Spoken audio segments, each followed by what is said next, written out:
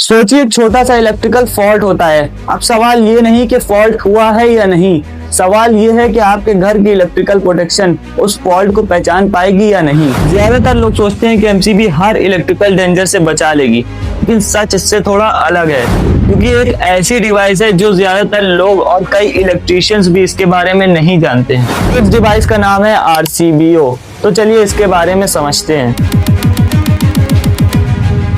मान लीजिए washing machine के अंदर वायरिंग खराब हो गई और करंट उसकी मेटल बॉडी में लीक होने लगा।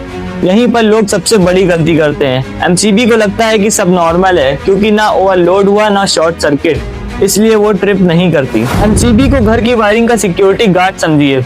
अगर करंट लिमिट से ज्यादा हो या शॉर्ट सर्किट हो तो ये पावर ऑफ कर देती है, लेकिन ये लीकेज करंट को नहीं देख पाती। RCCB इंसान की सेफ्टी का बॉडीगार्ड है। अगर करंट का थोड़ा सा हिस्सा किसी गलत रास्ते या अर्थ की तरफ लीक हो तो सप्लाई डिस्कनेक्ट कर देती है RCCB। लेकिन असली सरप्राइज अब आता है RCBO इन दोनों डिवाइस को एक ही डिवाइस में मिला देता है, मतलब overload protection, short circuit protection और लीकेज करंट प्रोटेक्शन।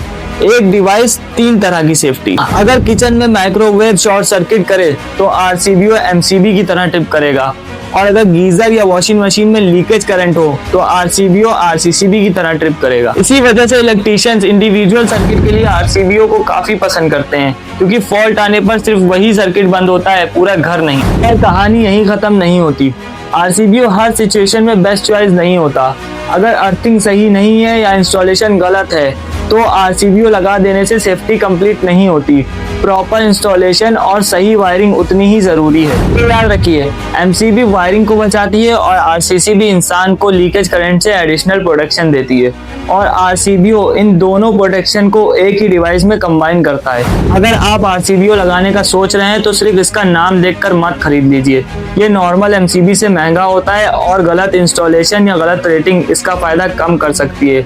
इसलिए अपनी वायरिंग के हिसाब से हमेशा RCBO चूज करें और क्वालिफाइड इलेक्ट्रिशियन से मदद जरूर लें। लेकिन एक सवाल अभी भी बाकी है, अगर RCBO इतनी ही पावरफुल डिवाइस है तो नए प्रीमियम होम्स और हर जगह RCBO ही क्यों नहीं लगाई जाती, और कुछ जगह आज भी MCB और RCCB का ही कॉम्बिनेशन यूज होता है। इसका जवाब सिंपल है, क्योंकि यहाँ सिर्फ सेफ्टी नहीं, डिजाइन, कॉस्ट और प्रैक्टिकल इंजीनियरिंग भी डिसाइड करती है कि कौन सी प्रोटेक्शन सबसे बेस्ट है। अगर आप इलेक्ट्रिकल नॉलेज को सिर्फ सुनना नहीं, सच में समझना चाहते हैं तो चैनल को सब्सक्राइब कर लिए।